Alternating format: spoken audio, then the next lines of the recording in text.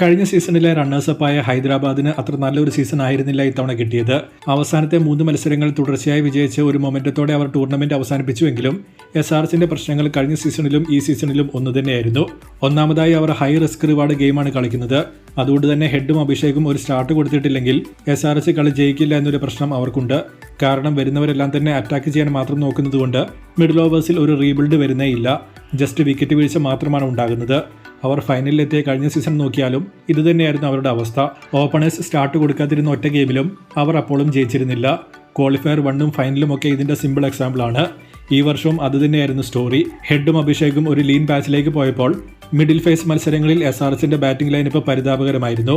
So അഗ്രസീവായ batting ശൈലിയുമായി അവർ മുന്നോട്ട് പോയാൽ വരും സീസണിലും ഇതുതന്നെയാവും അവരുടെ ഏറ്റവും വലിയ വെല്ലുവിളി. രണ്ടാമതായി കണ്ട ഒരു പ്രശ്നം ബാറ്റിംഗ് അനുകൂലമായ ട്രാക്കിൽ മാത്രമാണ് SRH കളിക്കുന്നത് എന്നതാണ്.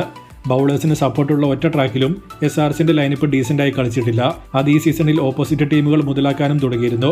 വാങ്കഡയിൽ മുംബൈ ഒരുക്കിയ പിച്ച് തന്നെയാണ് ഇതിന്റെ സിമ്പിൾ എക്സാമ്പിൾ. ആ ഗെയിമിൽ ക്ലാസിനുൾപ്പെടെയുള്ള ബിഗ് ഹിറ്റേഴ്സ് ഒരു 6 അടിക്കാൻ തന്നെ കിടന്ന് കഷ്ടപ്പെടുന്നത് കണ്ട് കളി കാണുന്നവർക്ക് തന്നെ സഹതാപം തോന്നുന്ന രീതിയിലായിരുന്നു SRHന്റെ ബാറ്റിംഗ് വന്നത്. മെയിനായി SRHന്റെ ടീമിലല്ല പ്രശ്നമുള്ളത്.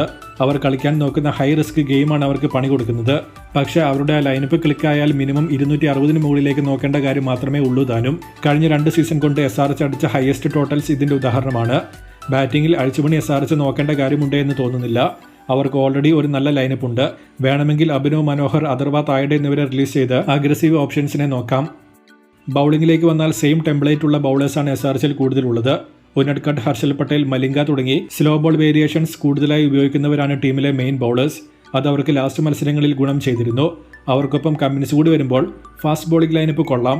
മേ ബി ഷാമി ഫോം കണ്ടെത്തുന്നില്ലെങ്കിൽ താരത്തെ റിലീസ് ചെയ്ത് ഒരു ഫ്രണ്ട് ലൈൻ ജെനുവിൻ ഫാസ്റ്റ് ബോളറെ SRHന് ടാർഗറ്റ് ചെയ്യാം. സ്പിൻ ലൈനപ്പും വേണമെങ്കിൽ കുറച്ചുകൂടി സ്ട്രോങ് ആക്കാൻ നോക്കാം.